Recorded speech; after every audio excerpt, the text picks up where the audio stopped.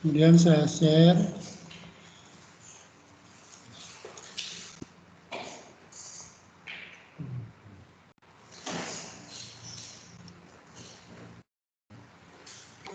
Sudah kelihatan ya?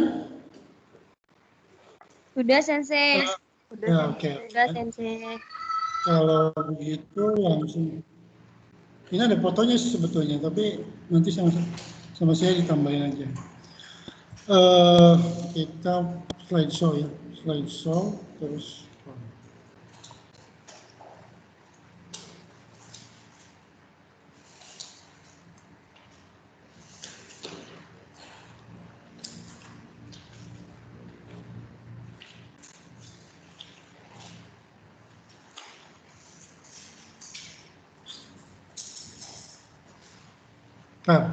Lagi mikir dulu komputernya. Jadi yang hari ini hadir,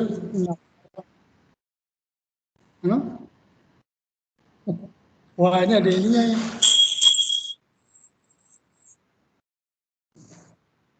Ya, oke. Oke, mari kita mulai perkuliahan ini dengan ucapan basmalah bersama-sama. Bismillahirrahmanirrahim. Assalamualaikum warahmatullahi wabarakatuh. Waalaikumsalam. Nah, hari ini kita akan kuliah tentang penelitian bahasa Jepang ya, kajian linguistik bahasa Jepang. Nanti bukannya ini artinya.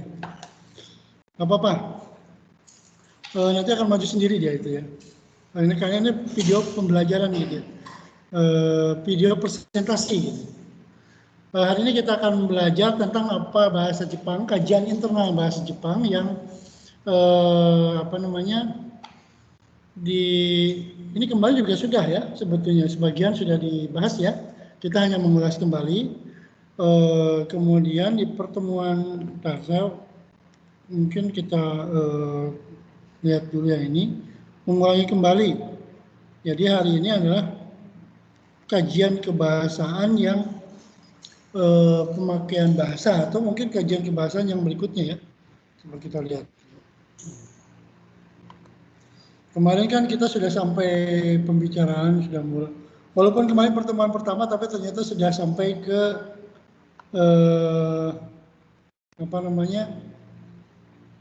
di sini ya.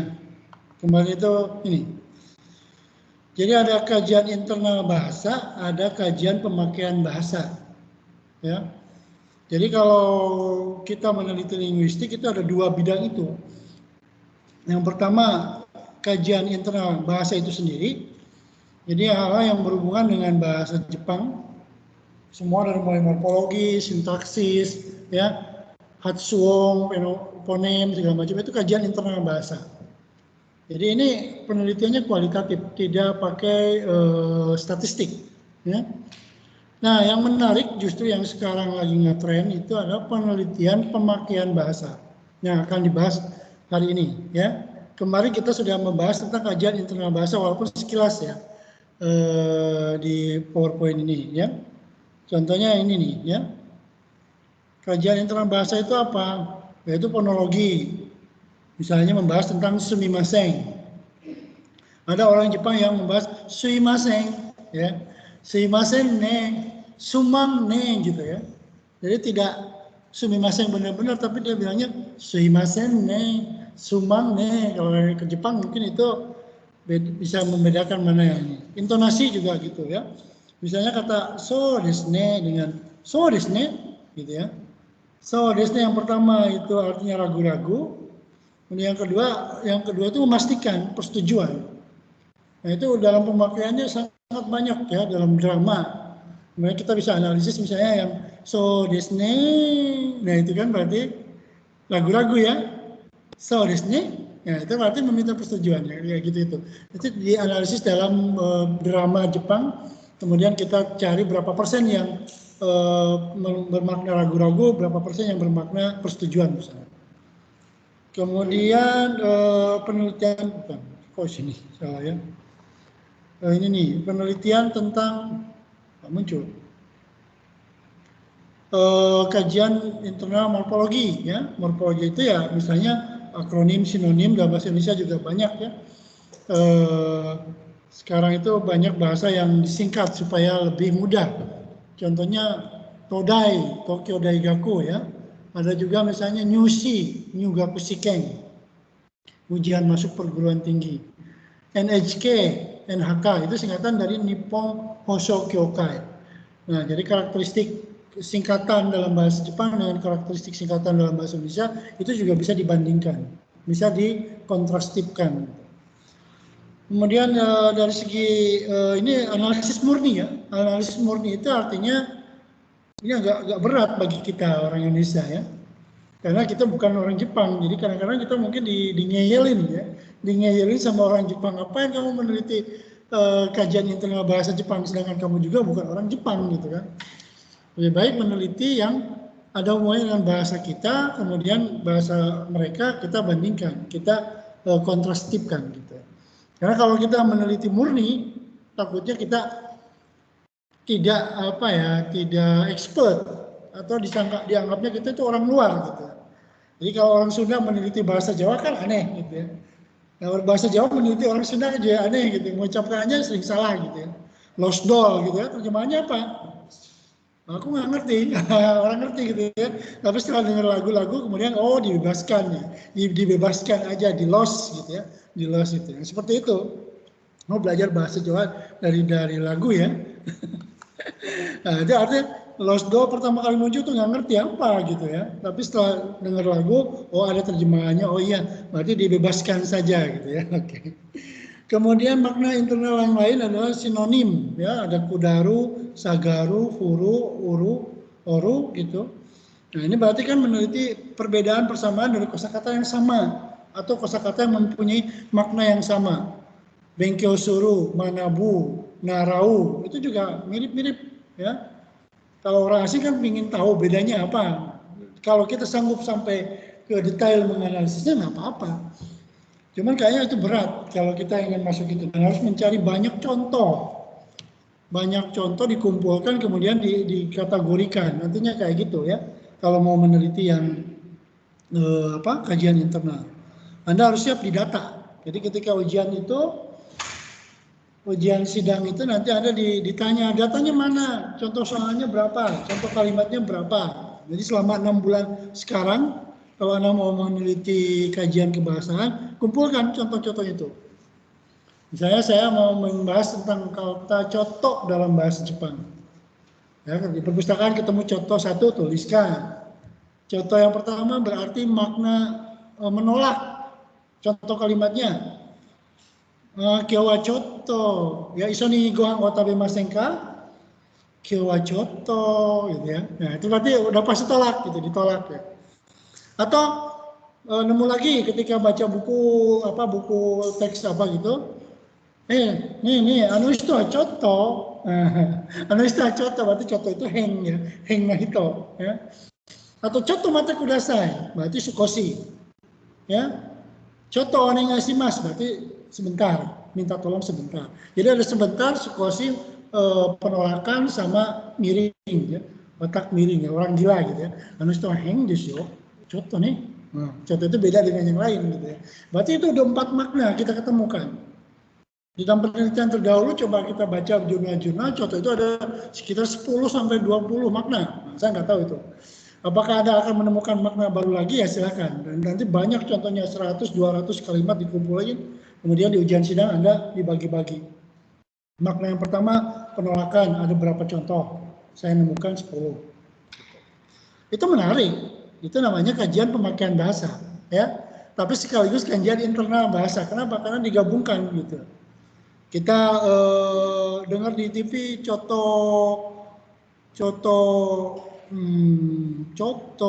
onegashima coto mae kara. Nah, ya. Coto mate kudasai ya. Coto pokoknya apa gitu. Nanti kumpulin semua dari 100 itu dikategorisasikan. Kategori pertama penolakan, contohnya dalam situasi seperti apa? Ketika seorang wanita diajak oleh laki-laki makan bareng, kemudian dia bilang coto, karena ada pekerjaan lain. Diajak nonton video atau nonton lega gitu, kemudian dia keluar. Nah, kemudian kajian internal yang lain adalah ini, pembentukan bahasa. Misalnya kita mau meneliti kala, kemarin sekilas saya bahas ya. Ini perlu analisis yang sangat dalam. Kita juga mesti mengerti bahasanya, gitu ya. Contoh, Nihonge ikutoki, ya. Ini saya biar kalau ini akan keluar suaranya ya. Kalau saya slideshow akan keluar saya. Jadi percuma gitu. Jadi dua orang yang sama gitu. Mendingan langsung di kelas saja. Jisei atau kala dalam bahasa Jepang itu, kalau dalam bahasa Indonesia itu mungkin tensis. Ya. Nihonge ikutoki, kamera o kata. Nah, diterjemahkan ke dalam bahasa Jepang, beli kamera sebelum ke Jepang. Kemudian Nihonge itta toki, kamera o kata. Beli kamera setelah berada di Jepang. Karena ada kata ita itu ya. Kemudian Nihonge ikutoki, kamera o kau. Nah, ini kan belum beli. Ya, saya akan beli nanti setelah berada di Jepang. Kemudian yang terakhir, Nihonge ita toki, kamera o kau. Akan beli kamera setelah berada di Jepang. Nah, kalau dalam bahasa Indonesia kita bingung ya membedakannya. Nah, orang Jepang itu udah biasa. Nah, kalau kita orang Indonesia meneliti tentang ini, kadang-kadang dibully gitu ya. Dibully sama orang Jepang, ngerti nggak kamu konteks kalimatnya gitu ya. Contoh kalimat yang teiro aja, watashi wa ima kekkon shiteimasu. Kalimatnya begitu. Kekkon shiteimasu itu artinya apa? Sedang kan dalam bahasa Indonesia. Apakah bermakna saya sedang menikah? Kan tidak. Maknanya adalah sedang itu bukan sedang dalam bahasa Jepang. Itu artinya telah menikah dari dulu sampai sekarang. Posisinya itu berkelanjutan. Kalau kekkon shiteimasu itu image-nya itu adalah kekkon shiki o shiteimasu. Jadi sedang menikah dalam posisi kita di resepsi pernikahan. Nah gitu. Nah kalau kita belum sampai ke sana, jangan bentuk teimas saja nggak ngerti, apalagi mau meneliti gitu ya. Teimas dalam bahasa Indonesia dengan teimas dalam bahasa Jepang itu beda. Sedang dengan sedang Indonesia, sedang dalam bahasa Jepang itu berbeda sekali. Oke ya, jadi satu, kalau mau meneliti seperti ini, penguasaan Anda terhadap internal kebahasaan bahasa Jepangnya harus kuat. Nah, paling tidak harus banyak baca buku-buku tentang referensi jisei ya, maka kala dari satu kala aja. Kalau orang Indonesia kan suka saya akan pergi, dengan saya pergi itu udah menyatakan akan, walaupun tidak ada akannya. Ya, kadang-kadang orang Indonesia itu langsung aja, udah makan, udah, nah, ya, nggak ada makannya. Ya, orang Jepang nggak ngerti kan begitu. Tapi kalau orang Jepang udah makan, mau tabeta, tak aja, nggak ngerti kan? Harus ada tabemasta gitu ya. Mau tabemasta kah? Tabemasta gitu.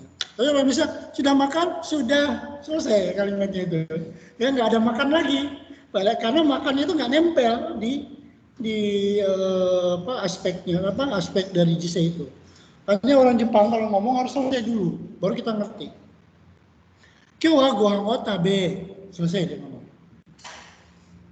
Paling hanya kita saya akan makan gitu kan, kalau kita terjemahkan. Tapi ternyata tabemashita deshita, ya, taberu tsumori desu, ya, atau tabeo atau shimasu. Jadi Jepang itu harus selesai dulu di belakangnya, baru kita bisa nerjemahin. Itu kajian kalau kita mau meneliti tentang perubahan kalimat dalam bahasa Jepang dengan perubahan kalimat dalam bahasa Indonesia. Kalau bahasa itu kata kerjanya itu makan itu kata kerja bukan. Makan itu kata benda, tapi orang suka memakai kata makan sebagai kata kerja. Ya, harusnya saya memakan roti gitu kan. Nah, kalau pakai memakan itu masalah dalam bahasa Indonesia, ya. Karena memakan itu kasusnya kayak radikal gitu ya. Ya, saya memakan roti. Tapi kalau dalam bahasa Jepang, awalan bermakan itu dia pakai juga gitu kan. Awalan termakan dia pakai juga gitu. Jadi dia tuh langsung. Tapi kalau Indonesia pakai saya termakan oleh dia kan nggak ngerti ya, atau bermakan dengan dia kan nggak ngerti karena bermobil ada, tapi bermakan kok nggak bisa gitu ya. Nah, jadi kan kalimat bahasa Indonesia sebetulnya perlu diteliti ya. Itu ini kemarin juga sudah dibahas ya sebagian. Jadi kalau Anda mau yang ini tertarik, silakan. Cuman kendalanya adalah kajian kebahasaan itu kadang-kadang suka tidak apa ya, tidak ada kebaruan gitu ya, tidak ngetren gitu ya, tidak, kadang-kadang manfaatnya apa gitu loh penelitian bahasa ini. Kita kalau ditanya itu bingung ya. Kalau Anda meneliti bahasa, manfaatnya apa? Walaupun di atas sudah ya, manfaatnya adalah ketika mengajarkan kita bisa mengetahui bahwa bahasa ini sangat penting untuk dipelajari gitu.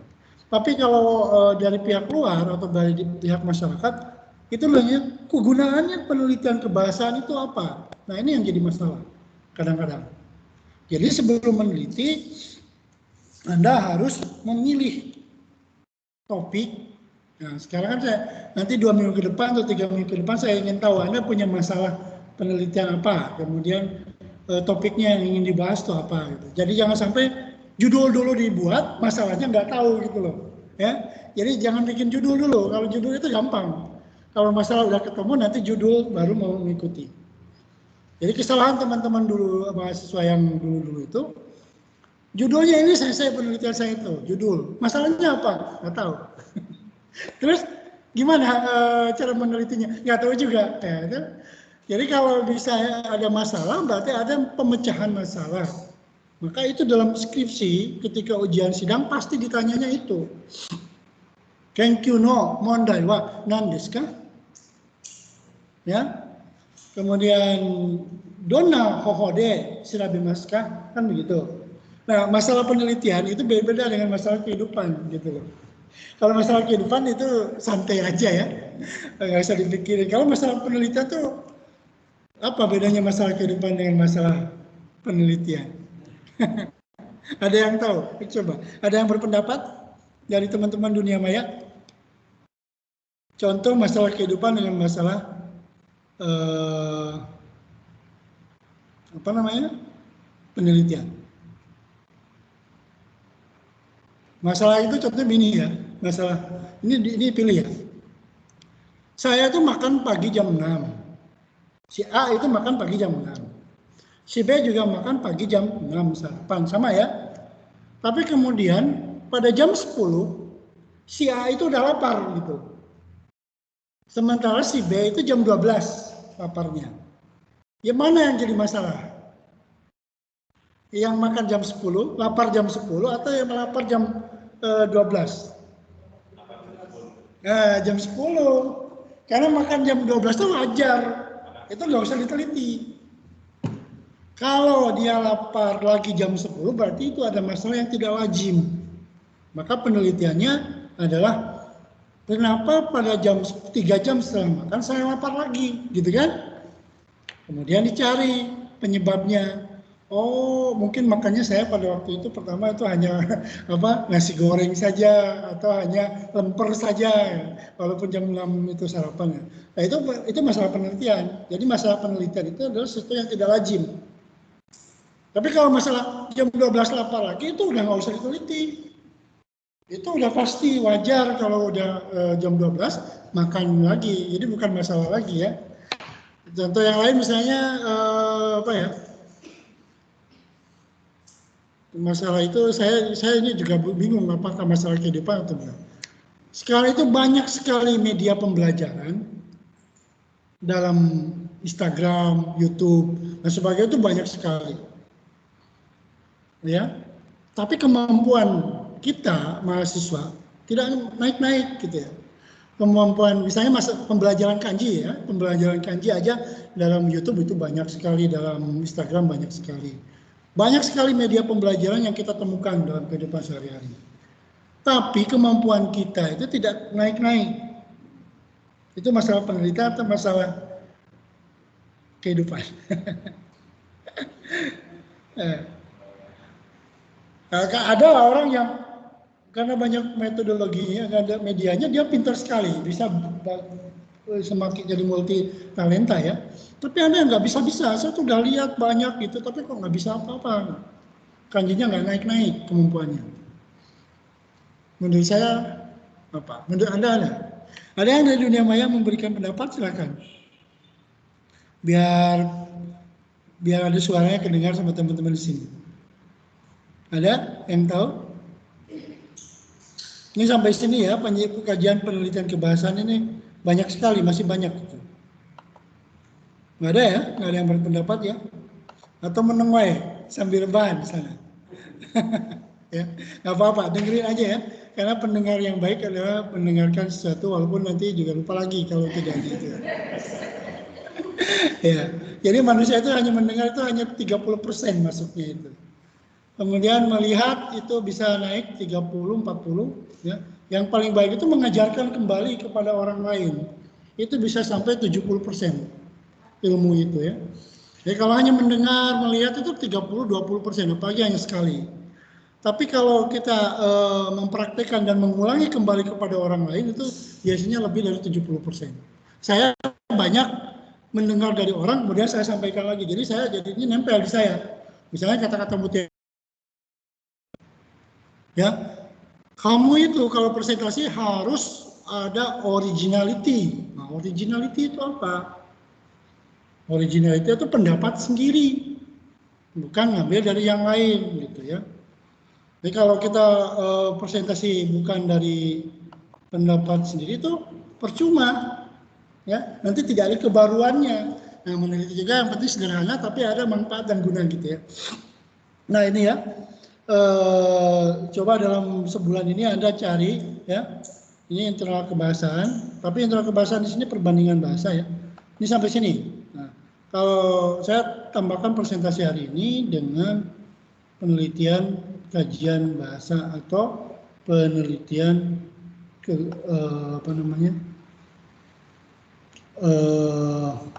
pemakaian bahasa. Sampai sini ada pertanyaan dulu nggak? Silakan. Apa aja? Punya masalah silakan disampaikan. Saya cari dulu yang internal bahasa. Ada? Saya nggak punya masalah, bagus lah kalau nggak ada masalah. Ya, kenapa nggak ada masalah ya? Oh, bukan di sini. Di sana berarti ya. Nihongo Kyoiku. Banyak sekali nih materinya. Kajian kebahasaan 2. Ya. Ntar, teman-teman belum lihat yang di dunia maya ya? Udah kelihatan belum? Belum ya? Halo? Belum sensei. Oh ya, oke. Karena belum saya share. Belum sensei. Ya, oke. Hari ini ada 8 orang ya, 8 orang di sini jadi ramai. Ya, kalau banyak orang lebih semangat, nggak apa-apa. Karena yang di dunia maya kelihatan diam aja ya. Nah, ini yang baru ya, hari ini yang kita akan share. Bagian 2. Saya belum, ya kelihatan ya? Kelihatan sensei. Oke. Kita kalau ini nggak ada wajah saya, jadi saya belum pakai video video PPT-nya belum. Bagian 2 ya. Nah, minggu lalu saya tadi sudah ungkap sedikit tentang kajian internal bahasa. Mana yang lebih menarik, mana yang ini akan dibahas. Ini sekarang adalah kajian pemakaian bahasa. Ini menurut saya yang paling banyak bermanfaat, paling banyak bersentuhan dengan budaya, ya, paling banyak kita mengenal budayanya. Nah, tadi ya kita ulangi lagi, kajian internal bahasa itu ada morfologi, ada fonologi, ada leksikologi, sintaksis, semantik, analisis wacana, ya, termasuk kajian komparatif dan kontrastif. Kemudian kajian pemakaian bahasa itu ada sosiolinguistik, kemudian ada psikolinguistik, pragmatik, analisis percakapan, dan linguistik historis. Nah, saya juga belum begitu paham semuanya ya, karena saya itu lebih banyak ke sosiolinguistiknya, meneliti yang sosiolinguistiknya. Jadi sosiolinguistik itu adalah pemakaian bahasa sebagai alat interaksi sosial. Misalnya sosiolinguistik itu adalah variasi bahasa. ungkapan-ungkapan semua yang ada dalam bahasa Jepang, ungkapan-ungkapan itu termasuk sosiolinguistik. Ungkapan menerima, menolak, memberi, ungkapan marah, ungkapan mencaci maki, ya, ungkapan ngedumel, ya, ungkapan apa lagi? Meminjam, meminta maaf, berterima kasih, itu semua termasuk dalam penelitian sosiolinguistik. Karena langsung dipakai oleh orangnya dan dipakai dalam kehidupan masyarakat. Jadi kalau kita meneliti tentang misalnya ungkapan meminta dalam bahasa Jepang dengan ungkapan meminta maaf, ya, meminta maaf dalam bahasa Jepang dan ungkapan meminta maaf dalam bahasa Indonesia, itu kita mempelajari budaya juga. Budaya minta maaf orang Indonesia sama budaya minta maaf orang Jepang itu beda karena berhubungan dengan sosiolinguistik. Contohnya ya, penelitian meminta maaf orang Indonesia dengan meminta maaf orang Jepang. Ini caranya, ini dilakukan oleh Mita Sensei. Mita Sensei kemarin itu irai ya, permohonan ya. Tapi ada juga yang sajai itu meminta maaf. Kalau Bu Mita itu meminta, irai permohonan. Kalau ada yang meneliti tentang sajai hyogen atau ayamari hyogen, itu bisa ada ayamari, ada sajai sama aja. Contoh misalnya kita meneliti gini. Saya meneliti mahasiswa ketika dulu saya pernah cerita di kelas mungkin ya. Orang Indonesia dari Bandung, dari Jakarta, dari Jogja itu diminta meminta maaf dalam situasi seperti ini. Kita buat situasinya. Situasi saya pinjamkan buku, ya, pinjam buku dari profesor, kemudian buku itu jatuh atau buku itu rusak. Kemudian pada saat mengembalikan dia bilang apa gitu ya. Kira-kira bilang apa? Kalau buku yang dipinjam oleh saya, dari saya, kemudian Anda rusak. Orang Indonesia seperti apa ngomongnya? Orang Jepang seperti apa ngomongnya? Kalau ke orang Jepang itu simpel ya. Sensei okarishita honga, ya, yogorete atau kowarete sumimasen. Moshiwake gozaimasen. Kalau nggak sumimasen, pasti moshiwake gozaimasen. Ya, orang Jepang itu lurus gitu, langsung to the point. Ya, maaf sensei, buku yang saya pinjam dari sensei kemarin rusak, mohon maaf, saya akan ganti, selesai permasalahan. Itu orang Jepang ya, begitu ya. Budayanya gitu. Tapi kalau orang Indonesia kan enggak. Orang Indonesia itu pertama harus dari prolog dulu. Kayak mau pinjam uang ke orang tua atau minta uang ke orang tua gitu ya. Tok pintu ke ruangan sensei, sumimasen, hai, nani shoka. Itu sensei, sensei gitu ya. Sensei itu berapa kali gitu ya. Dalam email juga begitu, dalam WA juga begitu. Maaf ya sensei, kemarin ya sensei, saya itu pinjam buku dari sensei. Terus bukunya itu jatuh sensei ketika saya naik angkot. Nah, ya, didorong sama teman saya, bukunya jatuh ke comberan sensei. Terus sensei saya mas bagaimana gitu ya. Nah, itu berarti kan belum sampai selesai tahu permasalahannya. Baru memberikan penjelasan bahwa buku itu rusak karena apa-apa. Gitu. Tapi orang Jepang itu nggak ada itu.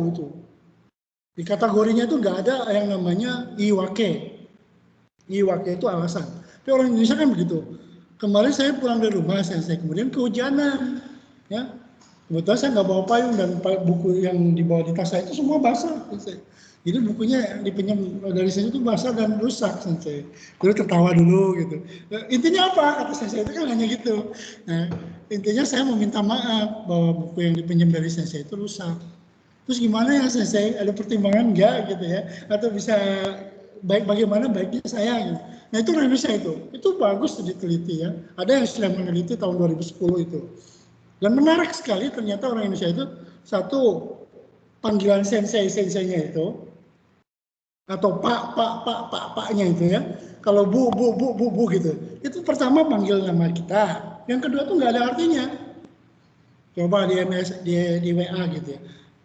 Sensei hari ini ada kuliah nggak sensei? Besok kalau ada kuliah saya akan kasih tahu kepada teman-teman yang lain sensei. Nah, ya teman-teman yang lain saya di situ saya nggak ngerti sensei apa maknanya. Apa memanggil saya atau hanya sebagai ungkapan pengulangan saja. Itu analisis bagus itu. Ya. Itu dalam meminta maaf banyak sensenya. Ternyata bukan hanya minta maaf, tapi dalam pembicaraan pun sehari-hari pun juga banyak. Ada yang punya pengalaman gitu, coba ya. Ternyata, nah itu penelitian bagus itu ya. Ternyata mahasiswa Indonesia di kalangan pemuda mahasiswa Indonesia itu mengulangi kata panggilan itu sering di dalam email mereka, di dalam WA mereka. Nah, itu menarik membaca penelitian seperti itu ya. Nanti dibagi-bagi identitas sosialnya seperti apa, lingkungan sosialnya seperti apa, gendernya seperti apa. Kalau orang wanita itu bisa pakai wa, ne, ya. Kalau laki-laki itu sa, kinosa, depa atau sa, itu sa. Nah, itu kan sa-sanya banyak, orang Jepang juga sama, ya. Kinosa, depa atau sa, itu sa. Nah, itu sa-sanya 3 kali. Tapi kalau untuk laki-laki, tapi kalau perempuan, kinone, depato nih.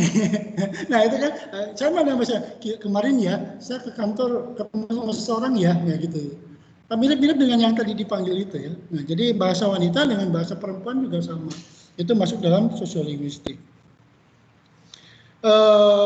Ini ada interpretasi bahasa pada mahasiswa contohnya ya. Ini kajian kemarin. Jadi pengaruh bahasa Jawa terhadap mahasiswa dalam menulis skripsi atau dalam menulis hubung. Alih kode campur kode mahasiswa PBJ pada percakapan sehari-hari. Nah, ada campuran-campuran gitu ya. Variasi ungkapan meminta maaf dalam bahasa Jepang itu contoh judul-judulnya atau topik-topiknya. Nah ini bacaannya. Ya, ada bahasa Jepang, ragam bahasa pria dan wanita. Kemudian ada sosiolinguistik dan teori, ini dibaca aja. Ya. Sosiolinguistik perkenalan awal. Kemudian psikolinguistik, ini gejala psikologi. Ya, dulu kita ada psikologi itu agak berat sih bagi kita kalau mahasiswa PBJ itu, karena harus paham dulu apa yang disebut dengan pemerolehan dan pembelajaran. Ada pemerolehan bahasa, ada pembelajaran bahasa. Bedanya apa? Dulu saya pernah, tapi mungkin bukan di kelas ini karena baru sesi sekarang ya. Pembelajaran sama pemerolehan. Apa coba? Di sini di kelas ada 8 orang. Bisa jawab nggak? Apa pemerolehan sama pembelajaran? Atau yang dari dunia maya ada yang berpendapat, silakan. Pembelajaran itu belajar kan? Kalau pemerolehan peroleh kan begitu. Bahasa Jepangnya, kalau lihat kanji sih mudah ya. Pembelajaran itu gakusu suru. Gakusu, gaku tambah su. Nah, kalau saya nggak mau nulis ya, karena sambil ini ya. Tapi kalau ditulis teman-teman yang lain tidak kelihatan ya, percuma ya. Saya harus tulis di sini berarti ya, kanjinya ya. Tidak jadi menulis di board. Whiteboardnya berarti di sini, di Word. Sambil belajar bahasa Jepang sedikit karena bagaimanapun juga bahasa Jepangnya harus dipertahankan ya. Gakushu dan shutoku ya, gakushu dan shutoku buatnya. Nah, teman-teman yang di Dumai itu nggak kelihatan kayaknya, bukan ya, Dumai dunia maya. Ntar dulu ya, saya share dulu wordnya. Jadi mager saya, malas gerak ya, karena tidak mau menulis di board, di whiteboard. Ntar ya, udah 12 orang ya. Saya share, ganti share. Saya tuh banyak belajar nih gara-gara online itu ya. Harus belajar ilmu komputer, mengoperasikan my class, ya. Itu gaptek saya. Kalau di kelas dibantu Leo biasanya ya. Ini kelihatan nggak wordnya teman-teman? Belum, Sensei. Belum ya? Masih jalan-jalan.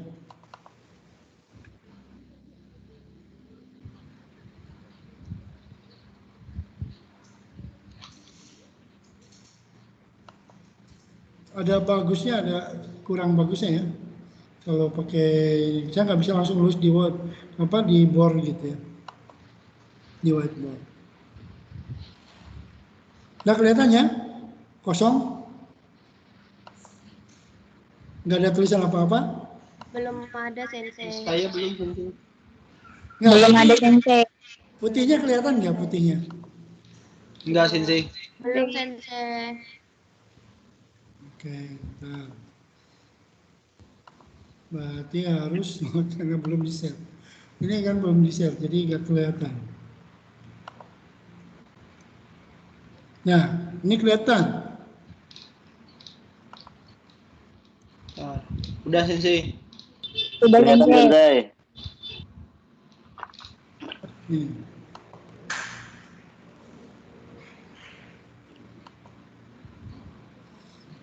Udah kelihatan belum? Sudah sensei. Udah Tampilan Word. Udah sensei. Terlihat sensei. Udah ada ya? Oke. Udah. Sekarang saya tulis tadi ya. Apa bedanya pembelajaran sama pemerolehan? Nah, terus dulu di sini. Gakushu. Ininya belum kanji. Wah.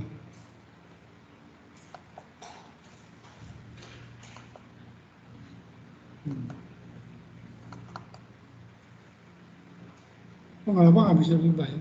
Disable itu artinya apa?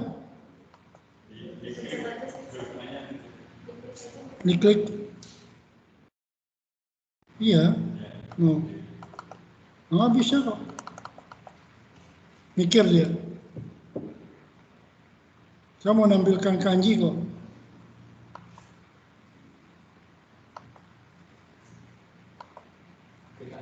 Hah?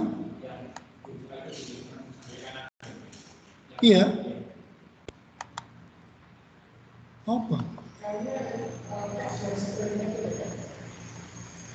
Oh ya, ini yang dulu.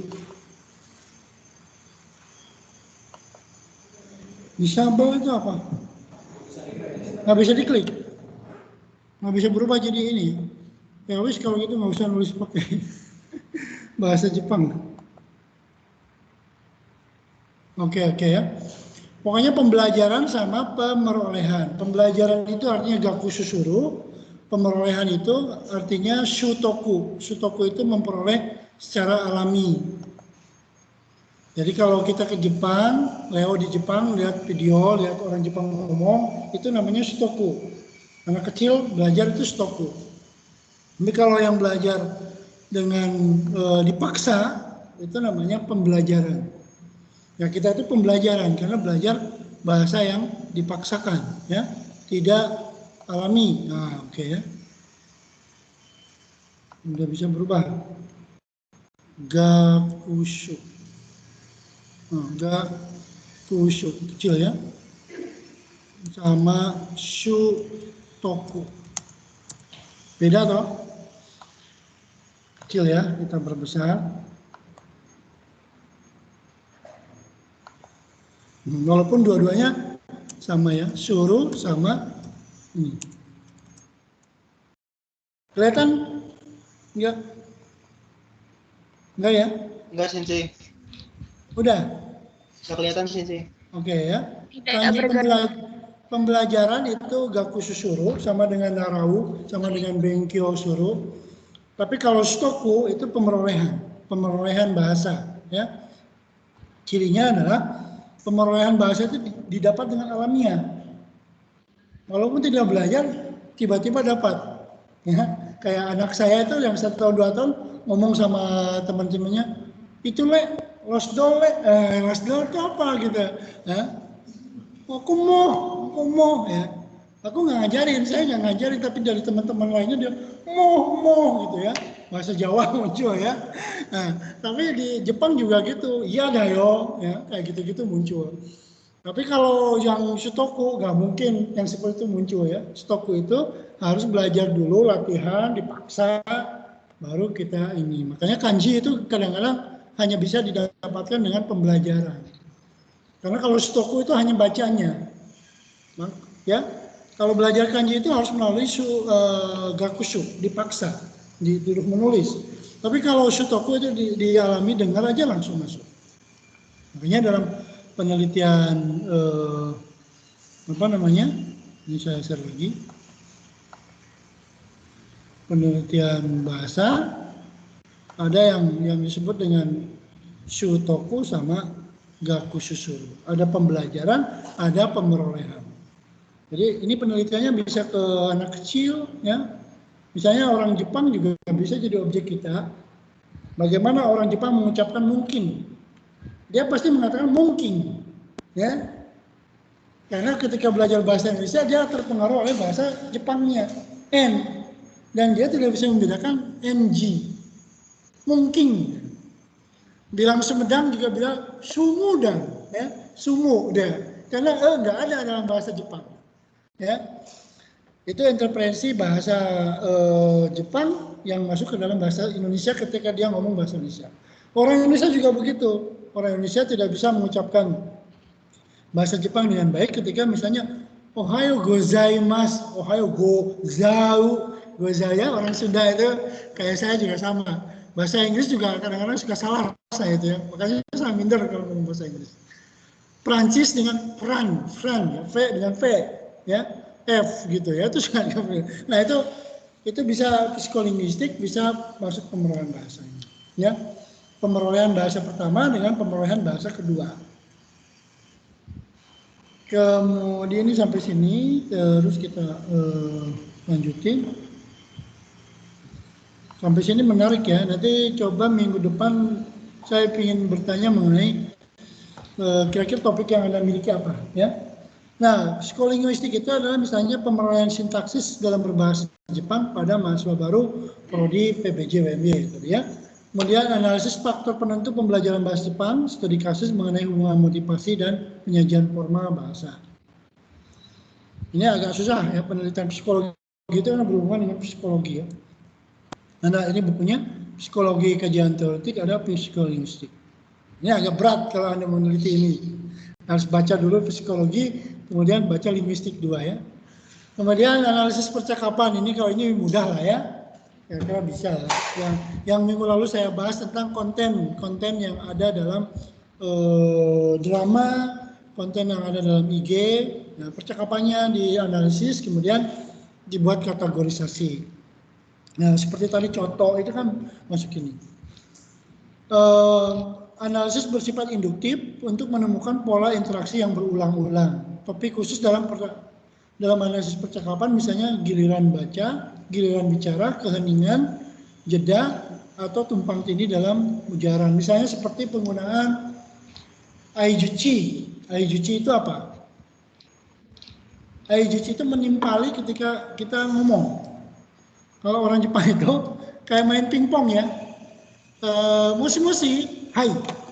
Kalau nggak ngomong hai, kita nggak pasti musi-musi lagi. So desu ne, hai.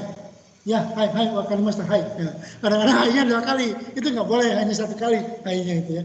Ya. Itu kayak main pingpong orang Jepang itu. Semakin pintar main pingpongnya, semakin pintar orang Jepang itu memilih kosakata. Jadi bukan bodoh. Tapi kalau di Indonesia itu pengulangan kosakata dan pengulangan sebuah ungkapan itu dibully, ya. Misalnya seperti Presiden Soeharto dulu ya, ya, gitu ya, Eto ya, ada Eto Sensei ya mereka bilang. Jadi ada guru yang ngomongnya, jadi apa ya? Hari ini topik yang akan dibicarakan adalah itu kan berarti kayak gagap gitu ya.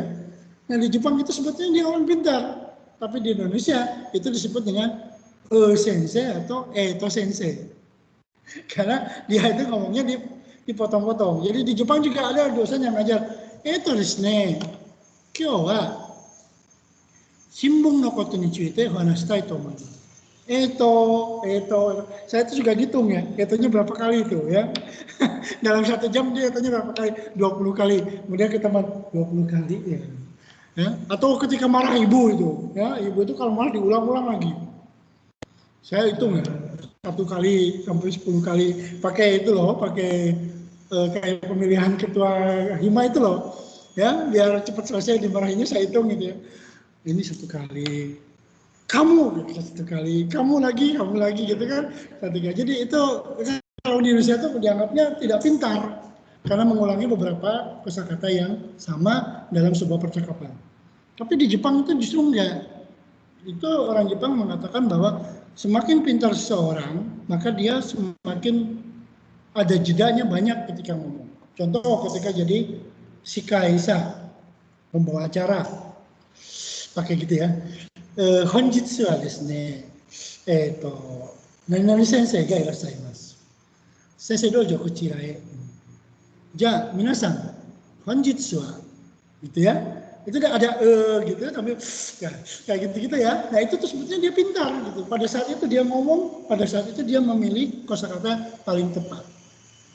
Itu namanya switching code, perputaran otak memilih kosakata yang baik dan kosakata yang jelek. Nah, kalau kita dianggapnya itu ada loading gitu ya, itu Indonesia loadingnya banyak ya. Kalau ngomong pakai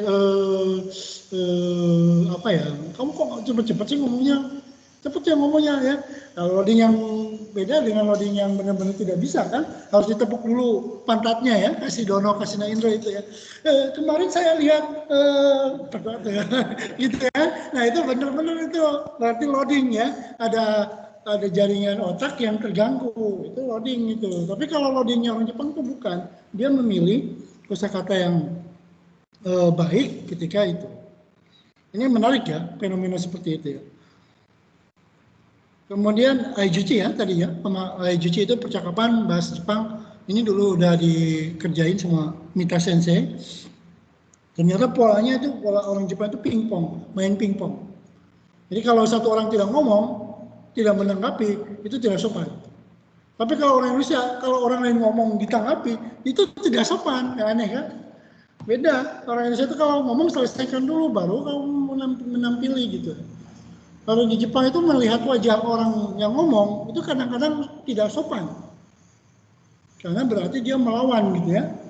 Karena orang Jepang itu suka tunduk gitu ya, sambil lihat gitu. Nggak mau nunduk apalagi ke atasan gitu ya. Itu bagus, tapi orang Indonesia lihat pandangan mata dengan pandangan mata bertemu itu bagus, artinya memperhatikan. Tapi kalau orang Jepang itu kan tidak sopan kalau kita melihat matanya, apalagi kepada atasan ya.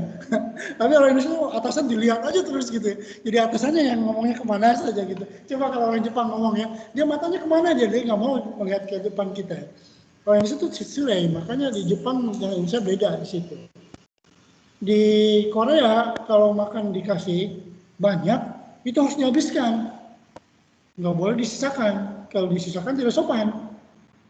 Jadi kalau di Indonesia kita langsung ngomong, saya maaf ya, sedikit aja nggak usah banyak-banyak gitu. Ya. Ya, jadi orang Jepang itu kalau dihabiskan makan juga ya, orang Jepang itu seruput gitu ya, itu sopan. Tapi kalau di Indonesia itu nggak sopan, makanya itu ada budayanya. Tapi kalau yang gitu-gitu nggak berhubungan dengan bahasa ya, itu budaya. Komunikasi mahasiswa, strategi komunikasi mahasiswa dalam PBJ dalam kegiatan wawancara misalnya, atau kosakata yang dipakai dalam percakapan suami istri. Dulu saya pernah presentasi ya tentang suami Jepang sama suami Indonesia atau istri Jepang sama istri Indonesia. Karena budaya mereka maka muncullah kosakata hayaku di kalangan ibu-ibu. Cepat tidur, cepat mandi, cepat makan, gitu ya. Itu pasti kalau udah jadi orang tua itu gitu muncul, ya. Cepat pulang Pak, gitu kalau orang Indonesia ya. Tapi orang Jepang itu nggak ada cepat pulang gitu. Dia nggak mau kalau suaminya pulang duluan, ya. Jadi gomi, jadi apa ya? Jadi sampah kalau di rumah itu ya. Nggak mau masak, nggak mau bantuin ngurus anak. Jadi kalau ada suami datang cepat-cepat, orang Jepang itu khawatir. Aneh kan? Kalau Indonesia suami datang, oh Bapak pulang ya Pak, cepat pulang. Di SMS saya juga kadang-kadang gitu. Pak pulang jam berapa cepat Pak, bantuin Pak. Gitu ya. Akhirnya saya pulang jam 4 ya. Kalau pulang jam 6 di SMS lagi gitu ya. Tapi orang Jepang pulang jam 10 malam pun nggak apa-apa, santai aja si istrinya itu ya. Itu budaya. Karena budaya itu maka muncullah kosakata Kalau di Jepang itu ya, kalau pulang cepat istrinya marah. Kenapa kamu pulang? Atau aneh ya? Terus dia hayaku kairu no, marah dia. Pulang ke rumah aja dimarahi ya. Jadi suami orang Jepang itu bahaya itu ya. Doste kairu no, mau ada hachichi dayo gitu ya. Ya coba lihat film siapa? Dulu ada film apa namanya lupa lagi ya. Komik-komik Jepang yang itu. Terus dia otosan hayaku kairu no. Kenapa? Coba kalau orang Jepang pulang cepat itu suami istrinya marah atau khawatir? Nah, dikira tidak bisa bergaul sama karyawan yang lainnya, tidak bisa mabok dulu ya. Makanya disincang atau di dalam itu pulangnya daripada pulang diomeli lebih baik pulang terlambat kan gitu. Jadi tidak kebiasaan orang Jepang itu setelah pulang kerja dia mabok dulu. Kalau tidak mabok dulu dia diasingkan sama teman-teman yang lainnya. Nah istrinya khawatir kalau tidak bisa bergaul dengan yang lain. Kalau Indonesia itu orang yang paling baik di Indonesia itu orang yang normal, ya. Jam 8 pulang, berangkat, jam 4 pulang gitu. Kalau pulang jam 8 itu nggak normal. Apalagi pulang jam 10 malam, ya. Malam ngantur kemana dulu gitu. Ya itu pun jadi dari suatu tindakan atau perbuatan maka muncullah kosakata tadi. Kalau di Indonesia kan nggak ada kalimat kenapa Pak pulangnya terlambat. Ada sih, tapi kan bukan marah, tapi justru khawatir gitu ya. Jadi khawatir. Tapi kalau di Jepang itu setengah marah. Atau kebahagiaan ketika pulang muncul, asik Bapak datang ya, bisa bantu-bantu ini dong, bisa mencuci pikirin dulu, bisa. Kalau di Jepang kan nggak ada kalimat itu ya, kalimat. Jadi kosakata yang dimunculkan dari sebuah perbuatan atau kegiatan. Nah, itu namanya analisis composition ya, atau analisis percakapan. Atau kita analisis dari bahasa handphone. Wah ini kayaknya orang ini pemarah nih. Oh kalau pemarah bisa ketahuan dari mana? Dari bahasanya kan gitu. Kalau marah itu biasanya nggak punya uang kan begitu ya. Jadi pelajaran hidup yang paling penting adalah satu, ketika kita tidak punya uang, ketika dompet kosong ya, ketika ditolak cinta, ya, ketika lapar itu akan muncul marah-marah di situ ya. Jadi bahasa pun akan muncul berbeda ketika kita dalam suasana kenyang. Ya, coba aja kalau jalan-jalan ke istri ya, terus lapar istrinya, marah-marah tuh ya. Tapi udah makan di HKK itu dia nggak marah. Kosakatanya jadi manis gitu ya. Jadi itu juga analisis kosakata. Kemudian yang satu lagi ya, pengkajian pembahasan historis. Ini kajian pemakaian bahasa dari waktu ke waktu. Jadi perkembangan bahasa yang dulu itu memang tidak dipakai, sekarang dipakai banyak. Ya, kalau yang gini-gini itu biasanya ada trendingnya. Misalnya munculnya kosakata yang ngetrend di tahun-tahun tersebut. Misalnya cebong, ya, kemudian kardun gitu ya. Nah, muncul itu sekarang setelah pemilu ya. Dulu kan nggak ada ya. Sekarang itu ada cebong, kardun, Jokowi gitu ya. Kemudian Ahoker kan itu muncul kosakata gitu. Jadi pemakaiannya itu kalau dilihat di trending topik di Twitter itu muncul kosakata yang. Nah ini bisa dianalisis dengan trending topik atau yang disebut dengan linguistik historis. Kalau Anda belajar SEO namanya SEO ya, Search Engine Optimizer itu ya, optimizer itu kosakata apa yang paling muncul pertama kali ketika website kita itu ingin diakses cepat di Google. Nah itu kan ada teknologinya. Jadi artinya kosakata itu belum pernah ada, tapi langsung viral. Ya, kosakata yang kayak tadi lagu-lagu, ya, jaran. Saya nggak tahu jaran itu kuda gitu ya. Ketika ada PR bahasa Jawa saya ngerti jaran kuda dalam bahasa Jawanya apa? Oh ternyata jaran. Saya nggak tahu, tapi jaran goyang saya udah tahu dari dulu. Kan? Berarti kan, jadi kalau di set jaran di Google itu yang muncul jaran goyang, gitu? Bukan jaran artinya kuda ya. Oke. Ilmu pelet berarti yang muncul ya. Jadi yang kayak gitu-gitu termasuk dalam linguistik historis. Jadi kalau kita mau meneliti di Google kan bisa disetting ya. Tahun sekian dari sampai tahun sekian kosakata apa yang paling banyak muncul. Itu berapa ribu gitu ya. Kemudian siapa pemakainya, itu bisa diteliti itu. Itu gratis itu data itu. Nggak usah kita pakai persetujuan dulu ya. Misalnya kajian mengenai nama